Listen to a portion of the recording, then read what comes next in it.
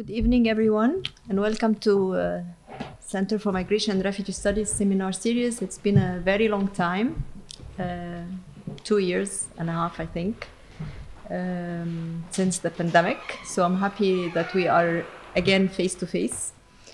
I'm happy today to welcome Dr. Kelsey Norman. She's will be our first speaker for the seminar series this semester.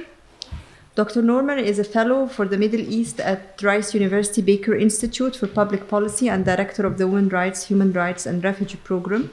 She has conducted extensive empirically grounded research on refugees, migration and state policy, which is reflected most recently in her book, Reluctant Reception, Refugees, Migration and Governance in the Middle East and North Africa, which is published by Cambridge University, was published by Cambridge University Press in 2021. Her research has also been published in academic journals, including the European Journal of International Relations, International Studies Review, the Journal of North African Studies, International Migration Review, the International Journal of Migration and Border Studies, and the Journal of Ethnic and Migration Studies, among others. She has also published numerous policy-oriented articles in outlets including the Washington Post, The Atlantic, Foreign Policy, and Foreign Affairs. She has a PhD in political science from the University of California, Irvine. Very nice to have you, Kelsey, and you're welcome to start. As usual, you know the procedure. We will, you will talk for 30 minutes maybe, or 40 minutes, and then we're happy to have questions from the audience. Great. It's always such a pleasure to be here in Cairo and at the CMRS, so I'm very grateful to be back and to have a chance to speak with all of you. I'm going to be talking about this new project, which builds on and kind of extends some of the work from my previous project, the book that Maisa mentioned. And so it's very much a work in progress. So I look forward to your feedback and questions at the end. So today what I'll be talking about is sort of setting up the picture of this European Trust Fund for Africa, which is this primary source of what we call migration management aid. That we're interested in for this particular project. But I'll also talk about migration, this concept or this term of migration management aid more broadly, because it's not just about the 2015 EU Trust Fund for Africa, it's a broader phenomenon. So I'll explain what we mean exactly by migration management aid. And then I'll talk about what we're looking at in this project, which is the domestic impacts of countries that receive, whether it's money from the EUTF or other types of migration management aid, and how that impacts things like governance or institutions in recipient countries. And then lastly, I'll talk about some very preliminary conclusions that we have from this project and kind of the future of migration management aid as we see it.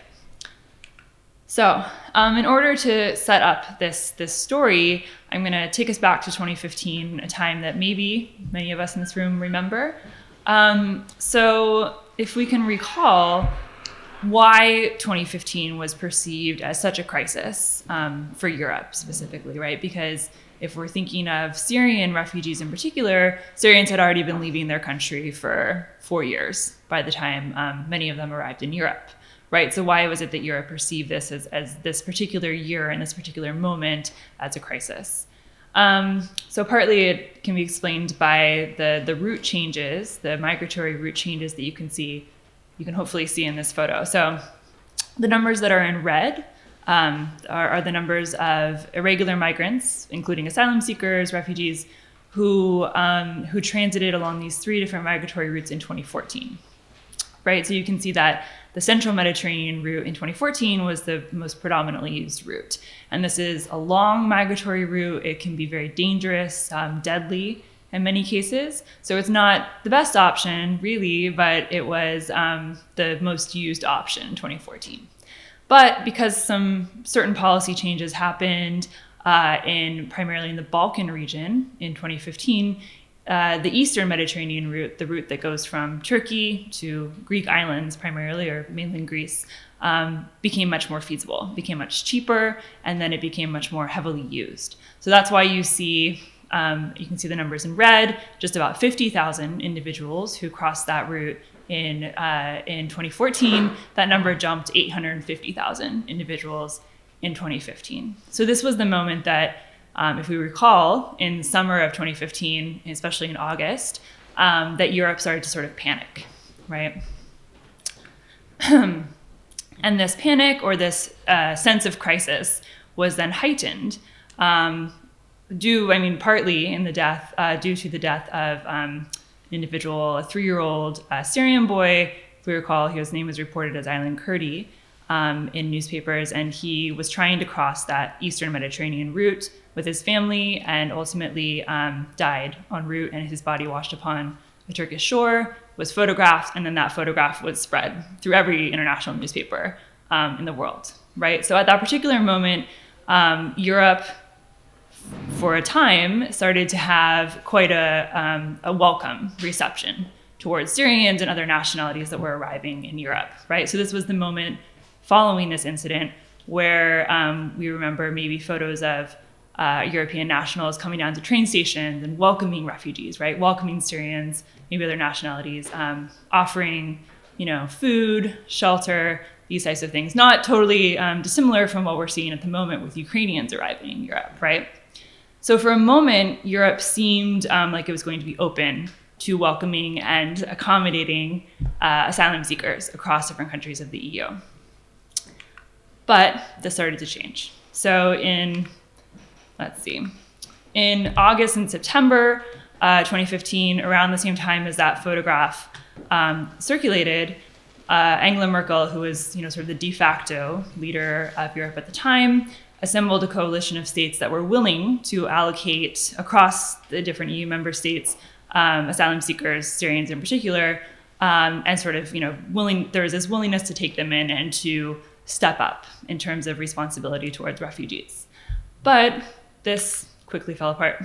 So first there was dissent from Slovakia's prime minister, followed by dissent from other countries that also reneged on this proposal to allocate refugees across European countries, including from France, Sweden, and Austria. And then this sort of turn from this initial positivity was much more heightened after the Paris attacks of mid-November 2015.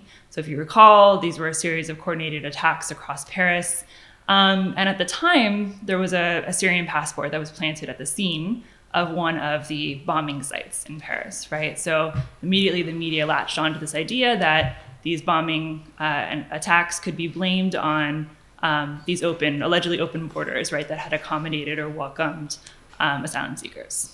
So if there wasn't already sort of a movement away from willingness to accommodate and host refugees, this was then completely off the table in terms of Europe's rhetoric around refugees, which rapidly changed after the Paris attacks.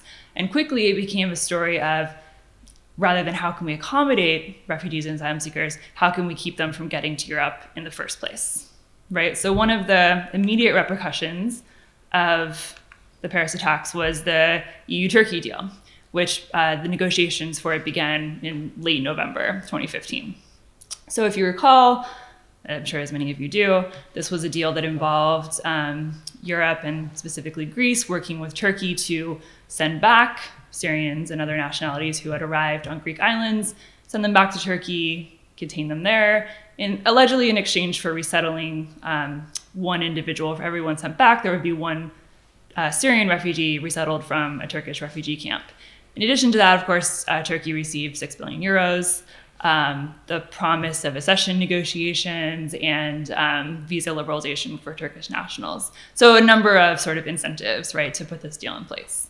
So that was probably one of the most highlighted pieces of policy to come out of that period, that perceived crisis in Europe in 2015.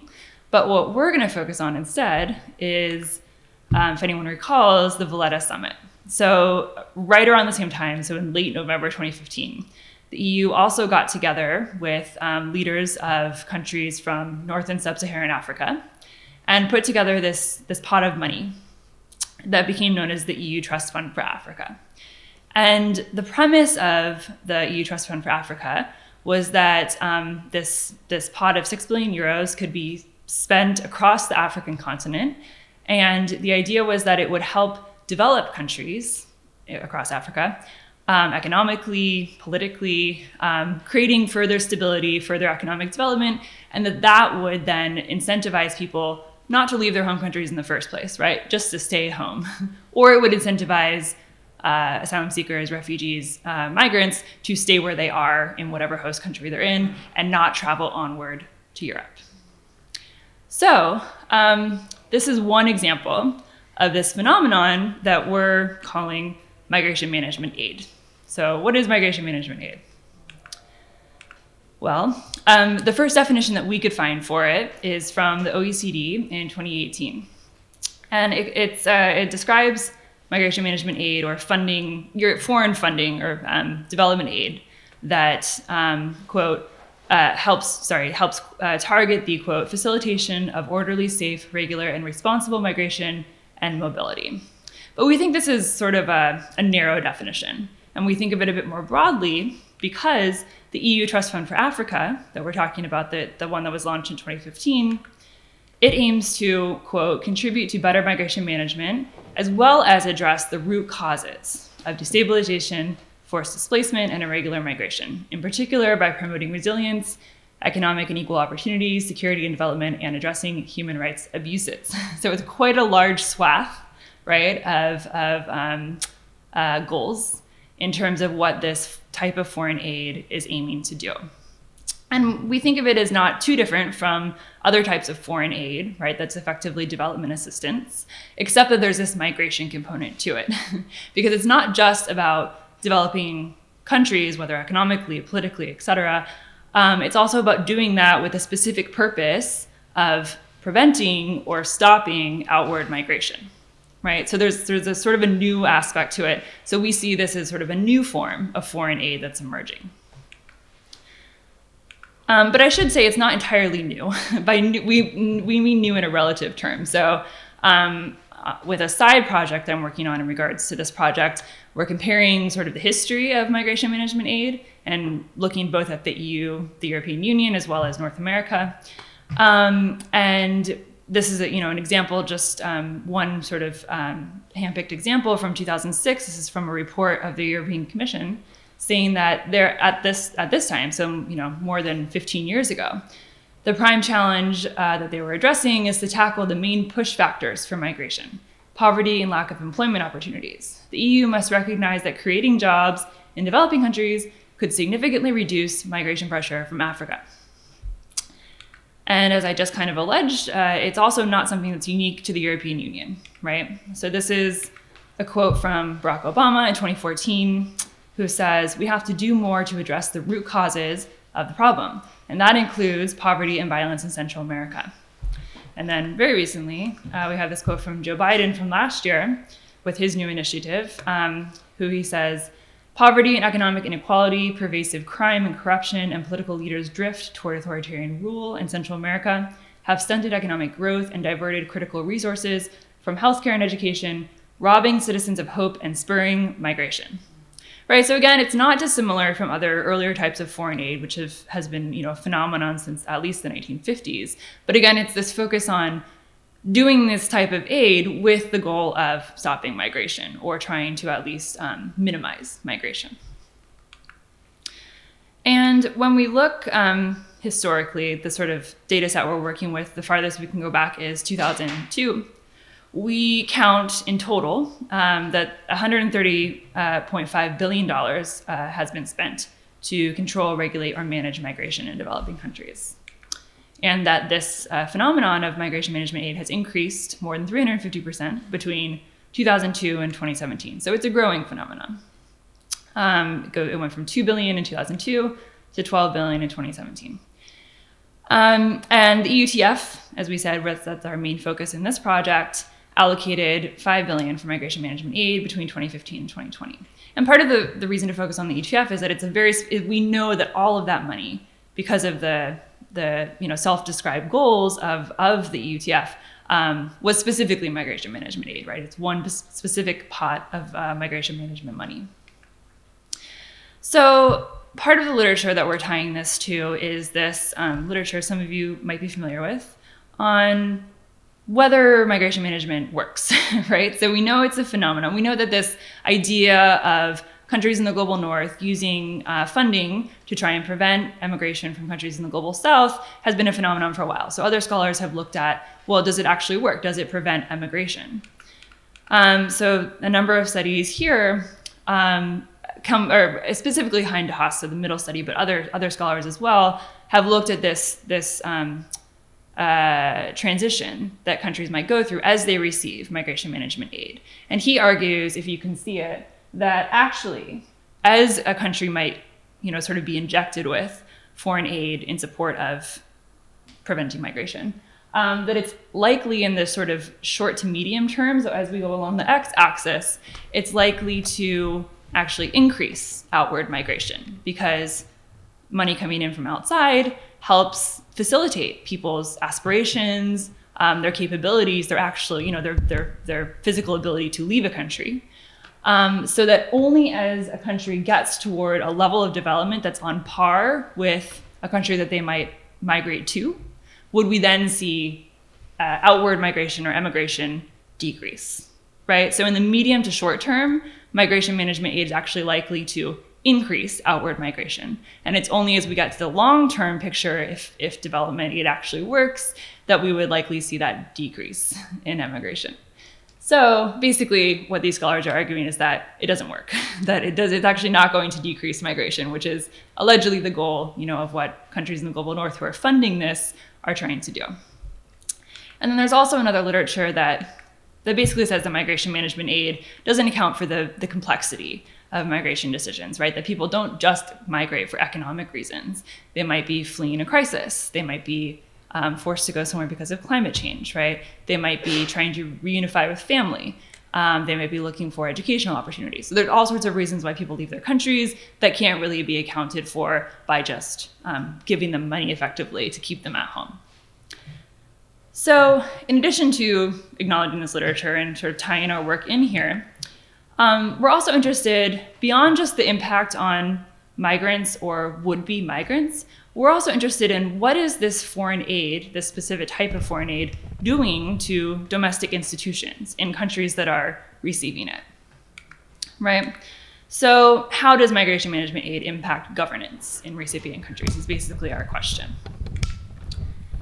And in going through, I'll explain kind of what we're doing exactly with this project, but in going through these different types of projects that are being funded by migration management aid, we see it as potentially impacting a number of institutions in host countries. So it's funding projects like improving birth registration, funding civil society organizations, offering training for judges or police officers. So those are all going to have not just impacts on, specifically migration-focused individuals in an institution or even, specific organizations, but maybe impacts that are broader than that. It also, of course, focuses a lot on economic development, things like offering livelihood assistance, entrepreneurship activities, improving business environment, or in some recipient countries, there's a big focus on like agriculture. And there's also a security focus that can't be ignored, right? So if part of migration management aid is going towards minimizing outward migration, and especially trying to minimize irregular outward migration, that kind of funding often involves things like new equipment for border forces, enhancing surveillance technologies, capacity building for ministries of the interior. So these are all things that, we're curious about. What are the tangential effects? So not just how are these specific projects, funding specific training for this institution, but how might those new skills or new equipment be utilized not just to affect migrants or refugees, but also to impact citizens. So for this project, we are looking at 4 countries in particular, Egypt, Sudan, Ethiopia, and Kenya. And we see these countries as all falling within sort of a similar migratory trajectory and involved in various regional discussions, things like the Khartoum process, right, that kind of unify them in a way. And also, we wanted some variation in terms of how the EU thinks about these different countries, whether it thinks about them as more primarily transit countries, primarily host countries, primarily sending countries, and how that might impact the types of funding that it's offering in each country. So the first stage of this project has involved a qualitative content analysis of more than 1,000 policy documents. Basically, we took all the projects that were funded by the EUTF in those 4 countries, which totaled 169 projects, and got all the documents related to them. So whether those are documents from the EU or documents reporting on what the project involves, or maybe like a civil society organization report, or in some cases, Transparency International has reports about these projects. So anything related to the project we got, and we basically just spent about 9 months coding all of them, working with a team of research assistants at Rice University. So part of what we're interested in is just what are these projects doing, right? Like what are they actually funding? How can we think about grouping these different types of projects in order to understand why some projects are implemented more often in certain countries and not others, et cetera.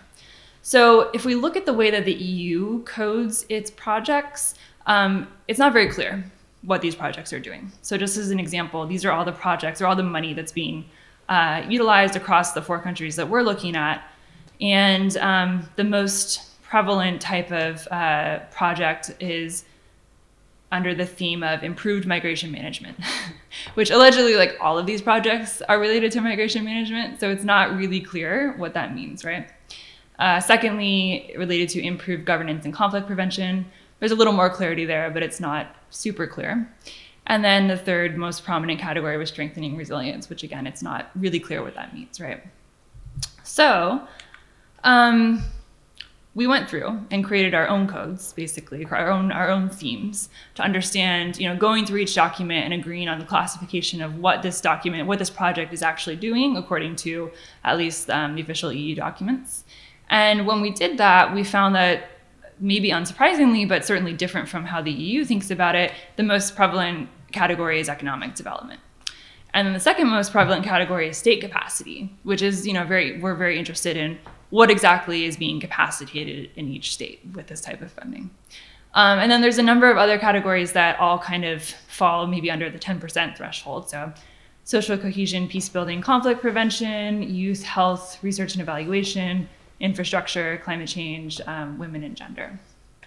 So part of this initial process was just about understanding what's being funded. But we also care about who's being funded, right? Like which type of actors are involved in the implementation of the project and who's receiving funding.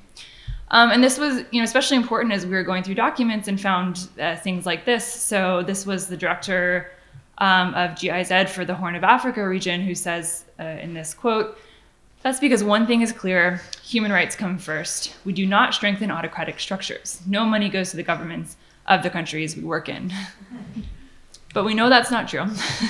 We know that at least 20% of these projects in these 4 specific countries do go directly to governments and government institutions. But then there's a number of other types of funding structures and agreements. So there's direct grants to NGOs and IOs was also really prevalent, as well as a delegation agreement, meaning that the EU delegation in that country has the money and then sort of doles it out to different organizations and institutions, and then sort of a number of other types of funding structures that we identified.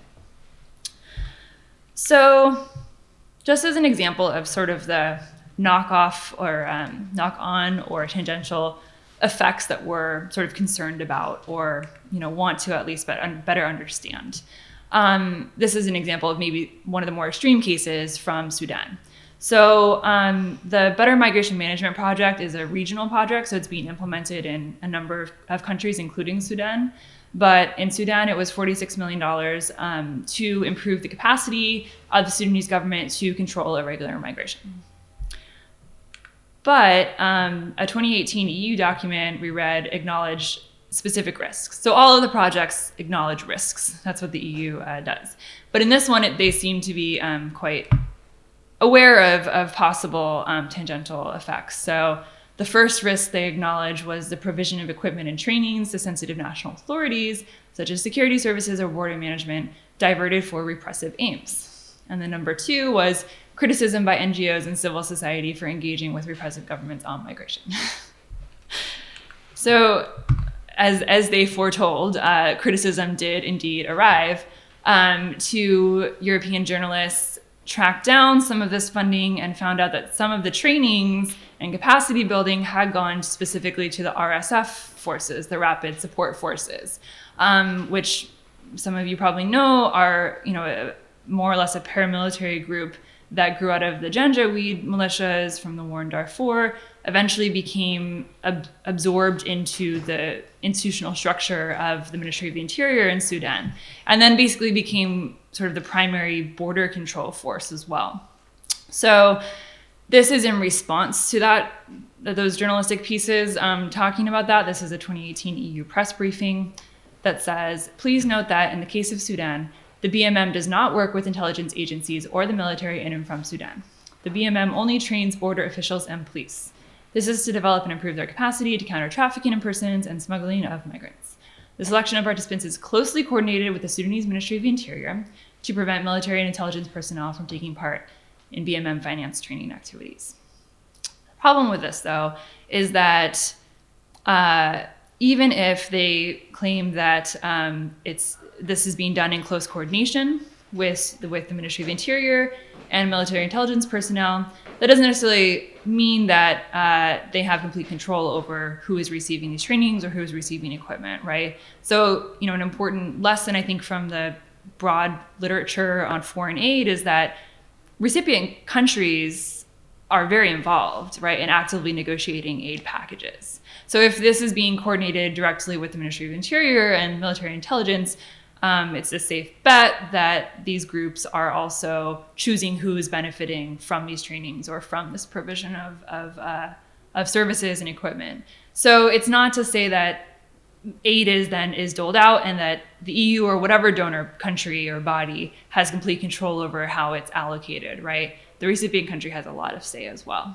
And just as like an anecdote, I also gave this presentation to a class in the Masters of CMR, Migration and Refugee Studies yesterday, and one individual who works with an international organization said that basically the international organizations just get a list from the government about who's going to receive capacity trainings or other types of benefits, right? So there's not necessarily a lot of control. The international organizations or whoever the funding partner is, they don't necessarily have a lot of control over who's actually the recipients of this type of training or services. So there's a risk, as is what we want to investigate further.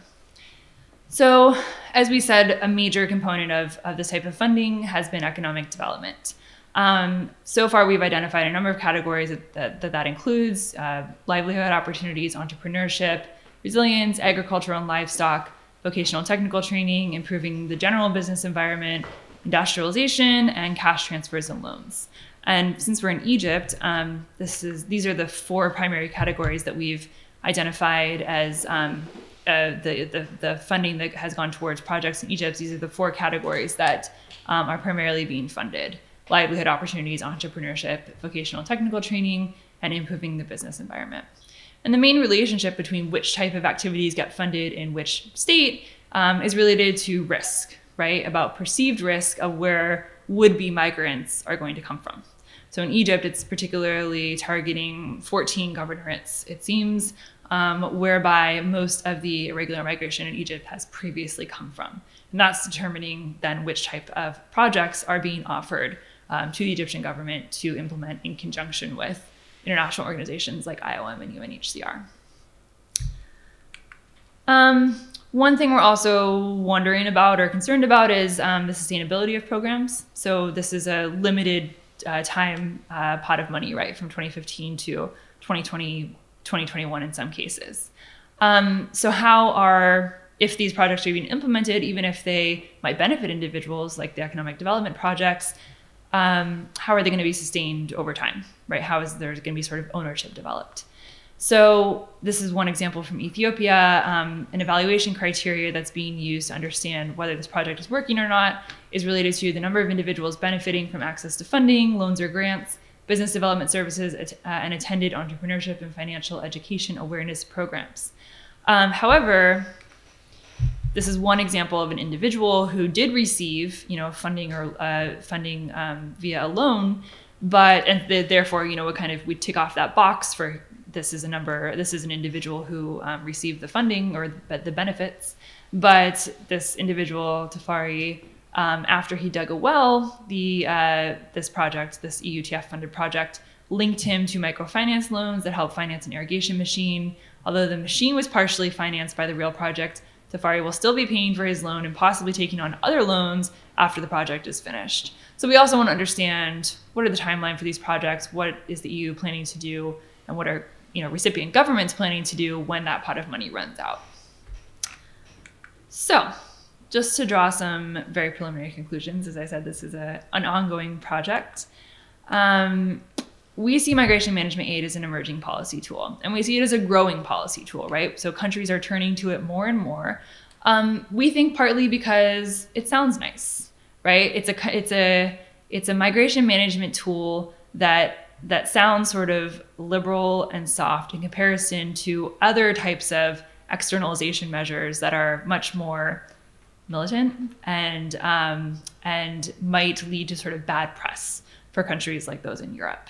So we see it as something that leaders like in the US context, Joe Biden, or various EU countries can turn to say, how can anyone argue against development aid that's just benefiting countries that are receiving it, right? But we can't forget about that ultimate goal of this type of aid, which is ultimately to prevent outward migration.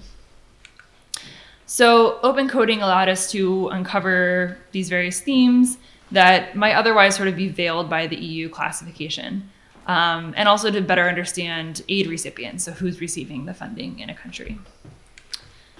And then coding also revealed some initial concerns. So this tension that's very clear between human rights and security. And then, questions that naturally leads to about accountability. We also care about the longevity of these programs post EUTF funding and what plans there are now that we're basically at the end of the funding session. And our fieldwork is hopefully going to be occurring in 2022, 2023, pandemic pending, and other events pending. And then I just added this today, having read a report about it seems that the main plans for what's going to happen post EUTF is that this is going to be more or less absorbed into this new neighborhood development and international cooperation instrument that's not just going to be relating to North and Sub-Saharan Africa, but it's global. But North and Sub-Saharan Africa will definitely receive the bulk of that funding.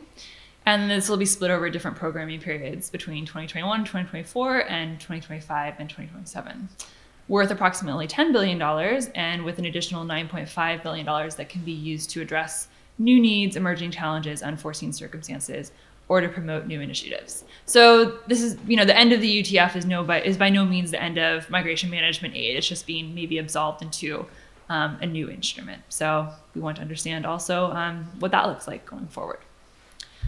So I'll leave it there. And if you have any questions, I'm happy to try and answer them now. And feel free to get in touch with me or my co-author as well.